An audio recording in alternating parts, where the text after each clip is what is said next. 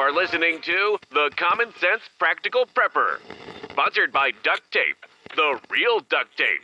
It fixes everything, except bad decisions. Good evening, Mr. and Mrs. America. From border to border, coast to coast, and all ships at sea, here is your host, Keith. So you open your medicine cabinet and you grab the orange bottle, the one with the white top, the one you grab every morning or every evening without even thinking. Maybe it's a statin drug, metformin, thyroid medication. It really doesn't matter.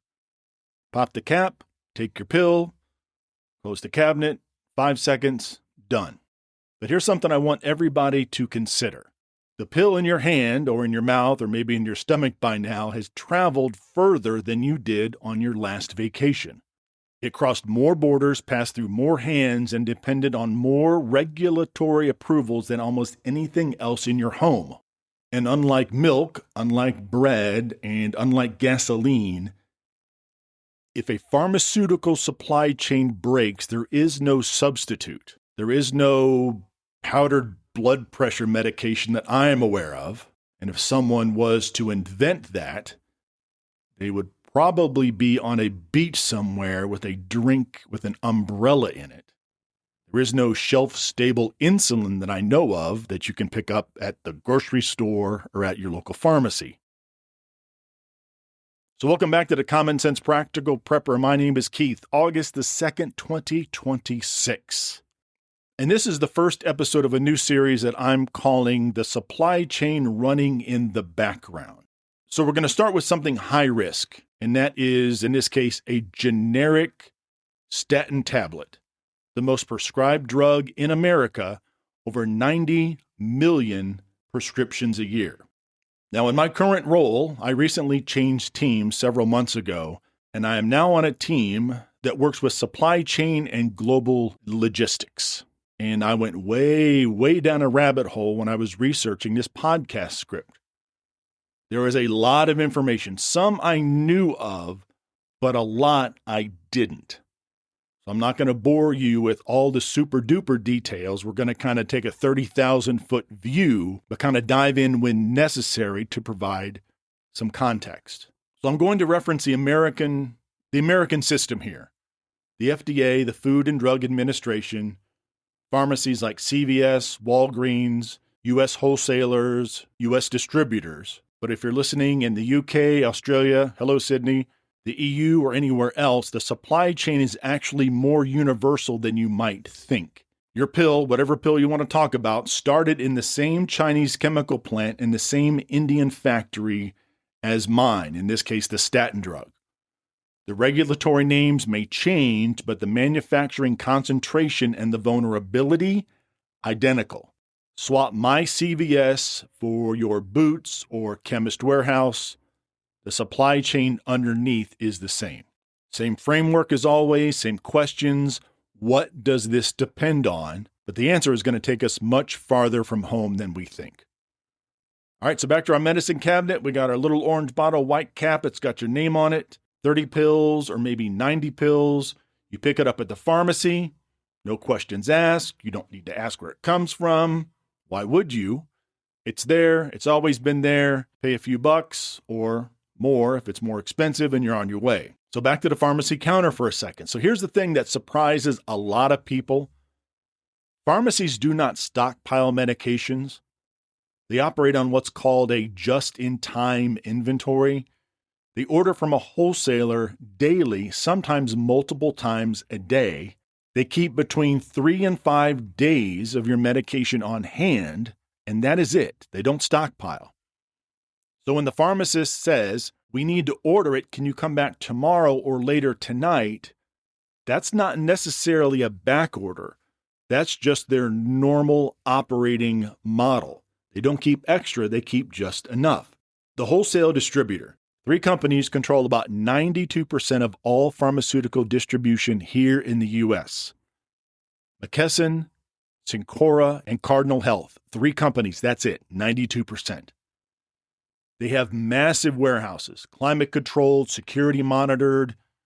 They receive drugs from manufacturers and deliver them to pharmacies on daily truck routes.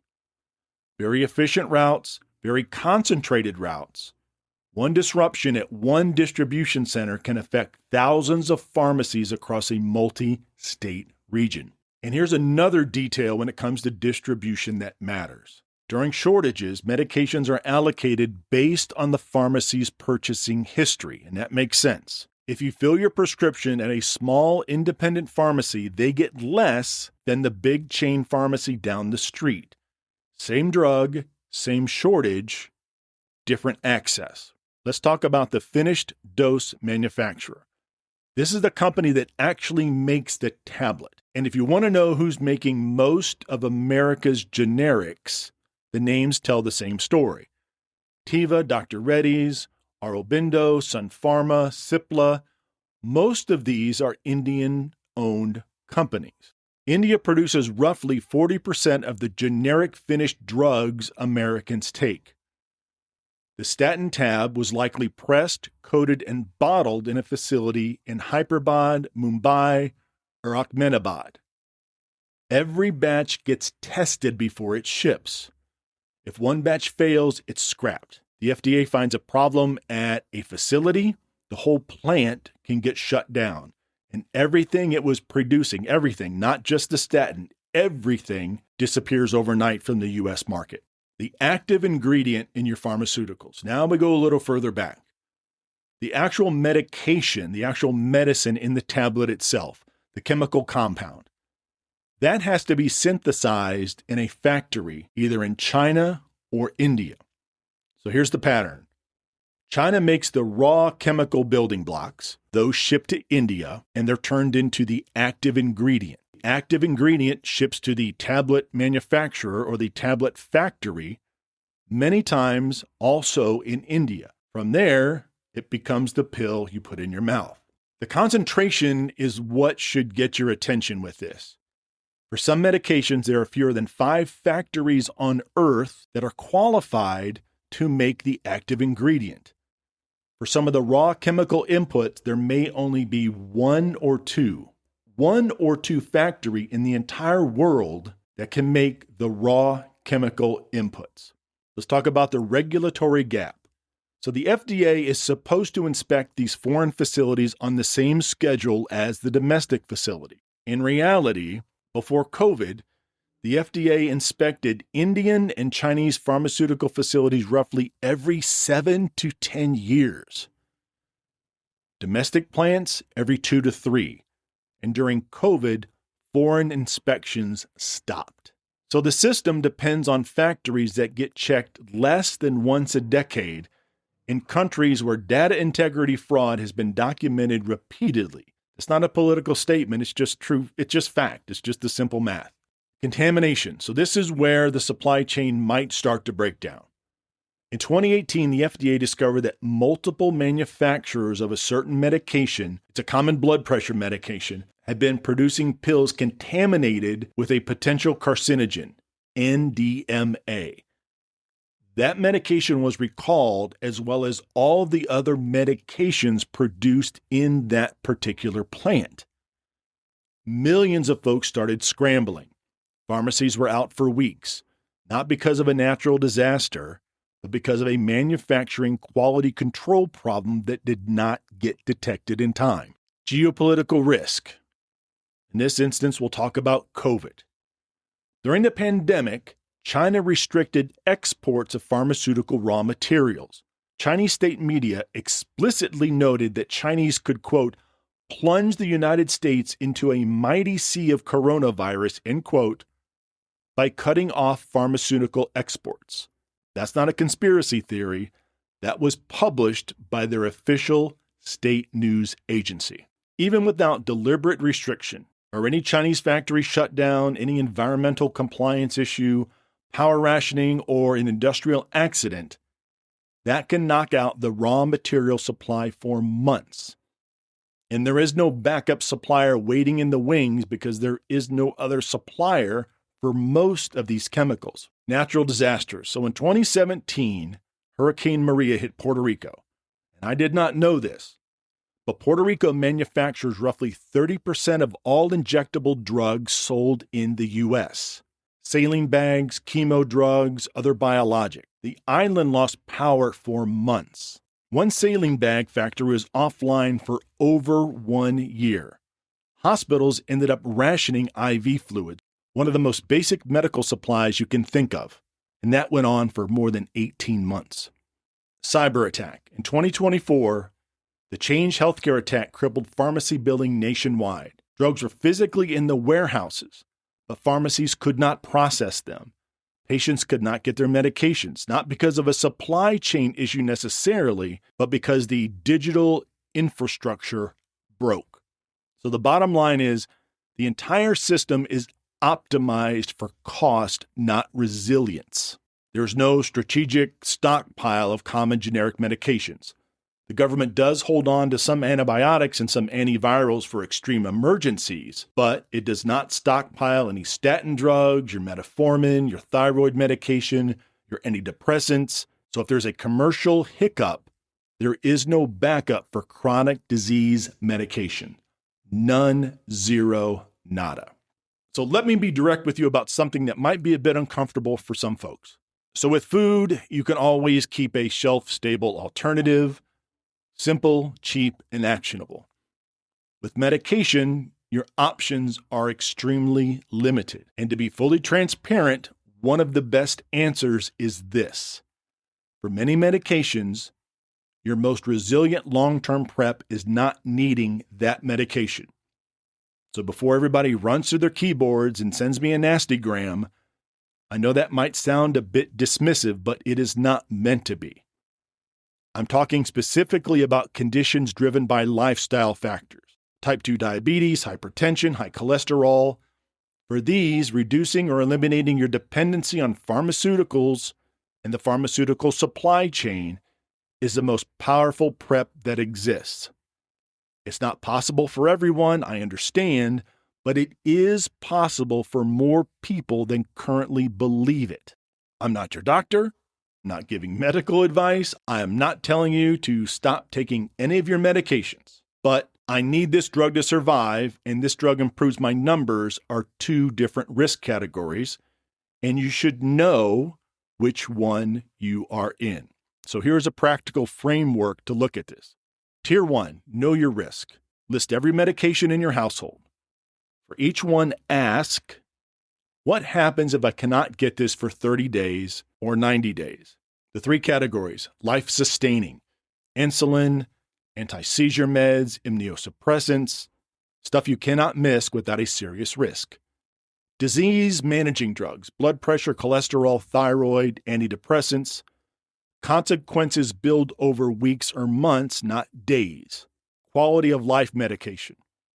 Allergy meds, sleep aids, acid reflux. They're important drugs, but they are survivable if you don't have them. And be honest about which category you fall into.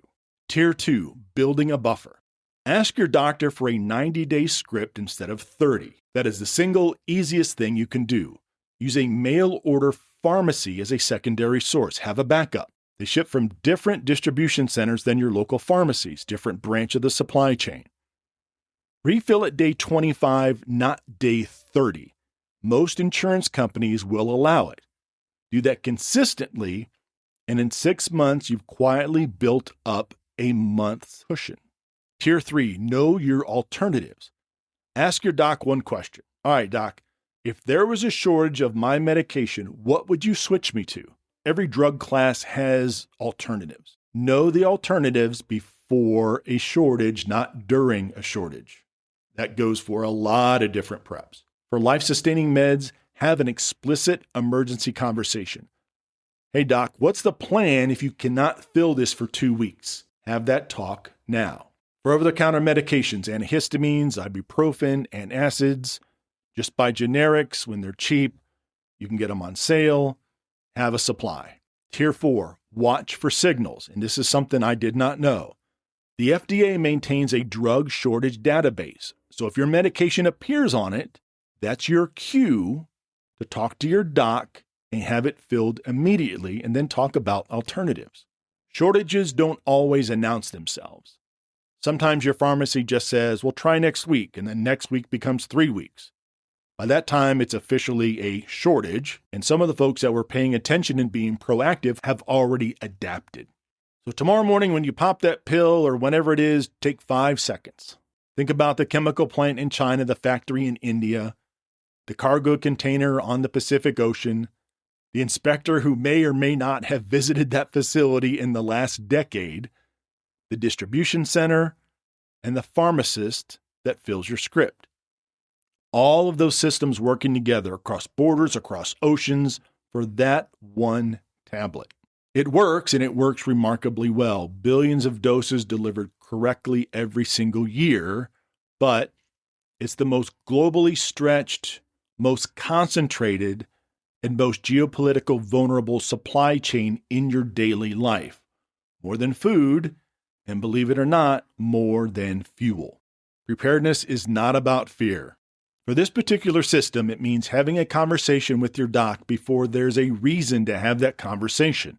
Building a buffer when supply is easy, and knowing honestly which medications you can live without and which ones you might be able to move away from over time. Okay, so on the next episode, we're going to talk about a gallon of milk. That should be the second in a series on the supply chain running in the background. So a gallon of milk, something very simple, something you may have poured onto your cereal or into your coffee this morning without even thinking about it. But after today's episode, you might see parts of the supply chain differently. Dairy farm, bulk tankers, processing plants, cold chain logistics, that's a whole thing. And a 36-hour window where one broken link of the supply chain means empty shelves.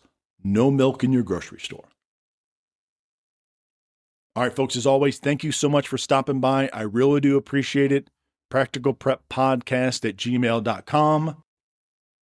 And as always, please be careful out there. Take care of one another. And until next time. You've been listening to The Common Sense Practical Prepper. Subscribe, like, drop a review. Over and out.